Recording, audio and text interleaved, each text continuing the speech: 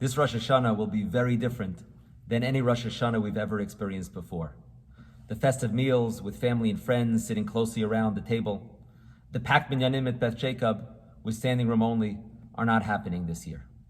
We did change the parochet to the traditional white because even though we're not going to be davening in Chappelle Sanctuary, this is a shul and we have to show it respect, and we of course have to recognize the sacredness of the season that we're beginning. Many of you are not able to attend shul and you'll have to be staying at home for the first time in your lives. And it's going to be difficult, it'll be strange, you might enjoy it a little bit, but we will sorely miss you. Even those attending a minyan will have a very different experience with masks, socially distanced, and at minyanim scattered around the neighborhood.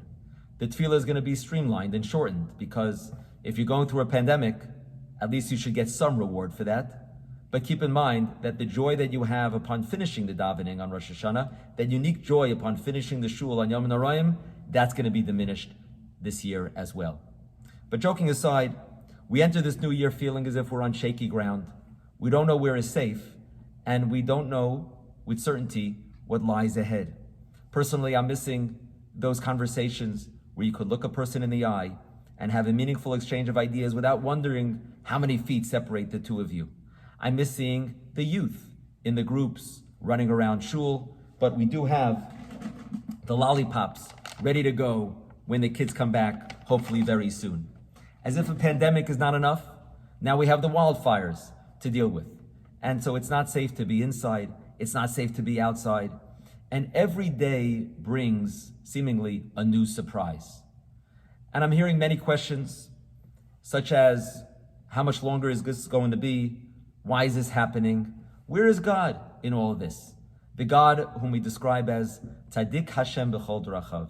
He's righteous in all his ways. Karov Hashem l'chol karov. He's close to all those who call out to him in prayer. He seems to be very distant. There's a pervasive fear of illness as we mourn the many losses. There's an anxiety because things seem to be out of control.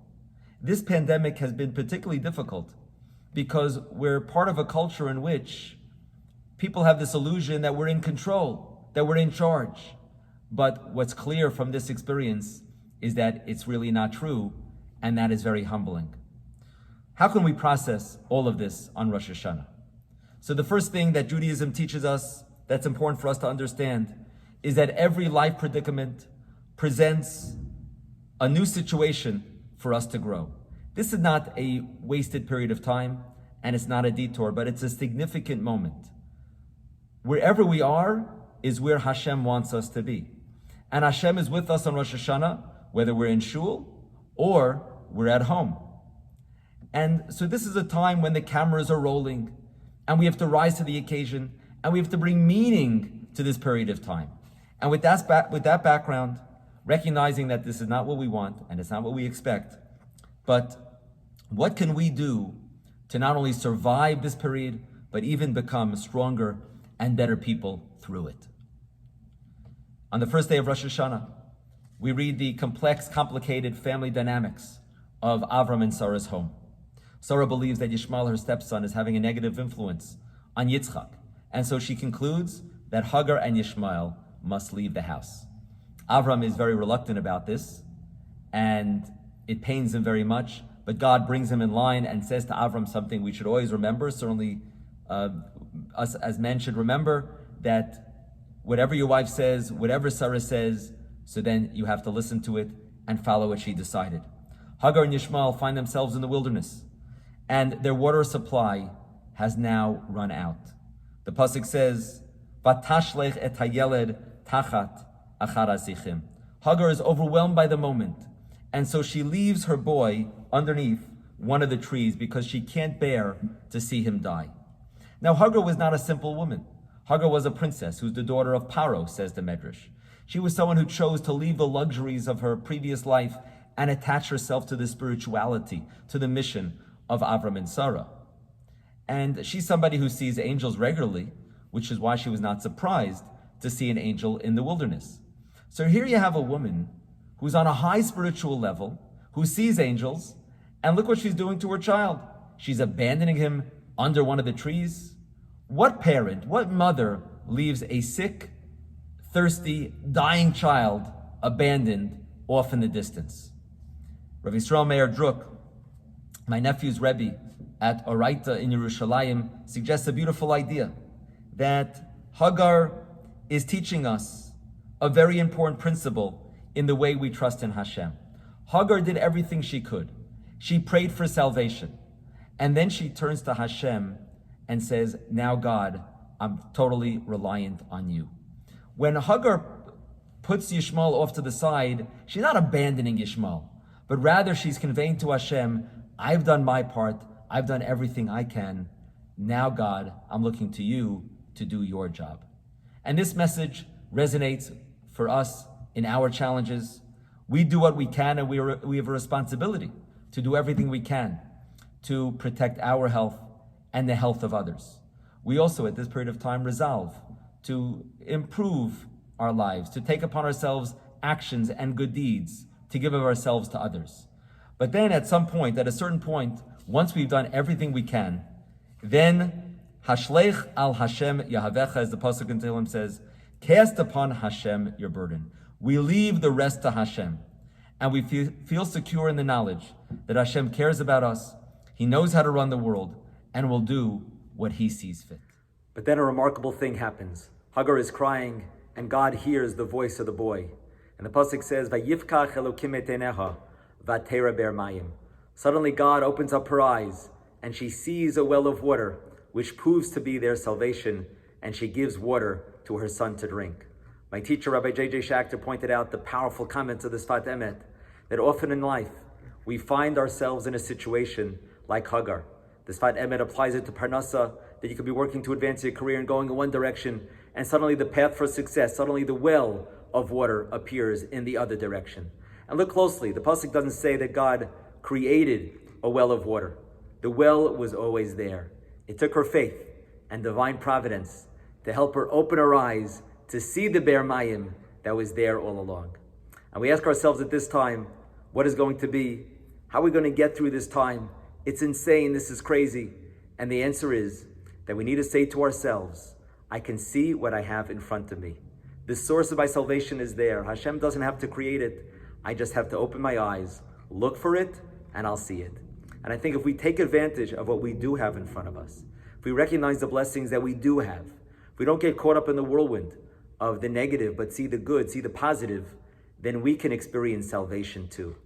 On a national level, we opened our eyes this week and saw the Accords, the Abraham Accords, that Israel signed with UAE and Bahrain. Israel's development should be like a well of water. It should be a source of great pride for us. And these agreements are steps in the fulfillment of the ancient messianic prophecies. But let's go from the national to closer to home. We need to open our eyes and see that we have our family. If you're blessed with children and grandchildren, if you haven't been able to see them recently that often, so that's difficult and even painful. But perhaps we need to reach out even more deeply to them and think about what they mean to us. Yitzchak Tobankin, the kibbutz leader, once had a conversation with David Ben-Gurion about giving away land for peace, and they were debating about it. And David Ben-Gurion said that before I make a decision, I need to check with two people. One of them is my grandfather, who passed away 10 years ago, and the other is my grandchild, who is not yet born. Wow. Let us open our eyes to see the power of continuity embedded in family. We are carrying forward that which our grandparents invested in us, and we take that and hopefully we will invest in the future, and that's something that provides salvation for us. We have neighbors. We have a community. We have a shul that helps keep us connected to one another and to Hashem. You're part of an extended family that values you, that cares about you. Remember, the shul made a contribution to the shul a few days ago, and I said, wow, amazing. And he said, what's the question? Beth Jacob is my family. We have the world and its vast resources, which we often take for granted. My friend shared with me a story about a member of his community, a 93-year-old man who recently recovered from COVID. When he was leaving the hospital, he got a bill for $500,000 and he started crying. $5,000 rather. He got a bill for $5,000 and he started crying. Why are you crying? The friend asked him. And he said, I'm crying not because of the expensive bill. I'm crying because I'm 93 years old and I've always breathed God's air for free. He began to appreciate the power of each day and every breath that we take. And so we have family, we have Israel, we have community, we have the world and its resources, we have the opportunities for connection that are there if we look for them. When you're going to the store, call a neighbor and see if you can pick up something for him. When a shul email comes in with a chesed opportunity, read it and take advantage of it. I've been blown away about the chesed that members of the community are doing for one another, and the way people are giving of themselves in new and creative ways. Let's build upon that. We have the power of tefillah. If we would just open our eyes and read the words of the siddur and say to ourselves, you know what? Let's be holy for 5 minutes. Let's give of ourselves and focus to the prayers that are there in front of us if we would take advantage of them. And that could be a spiritual well of salvation after doing that prayer. And let's look for these opportunities for what we can use as a source of comfort, as a source of anchoring, and a source of optimism. Jordan and I are blessed to know you and to have you as dear friends. I know that you have what it takes to get through this. Each of you is accomplished, is talented, is kind, is caring, and you have the resources to get through and even grow during this period of time.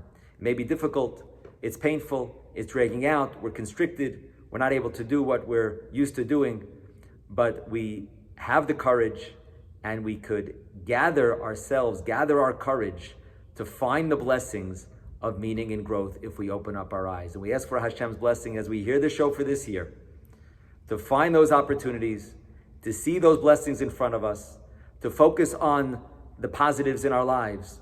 And if we recognize them, appreciate them, and take advantage of them, that'll be ways we can grow in ways that we never even imagined.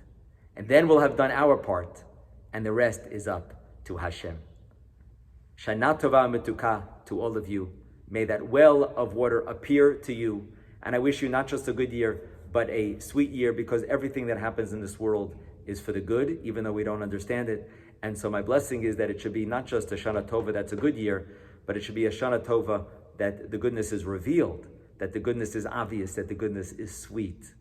And Shana Tova Metuka, discover and capitalize on all the blessings that you have. And I wish you a Chtiva v'Chatima Tova.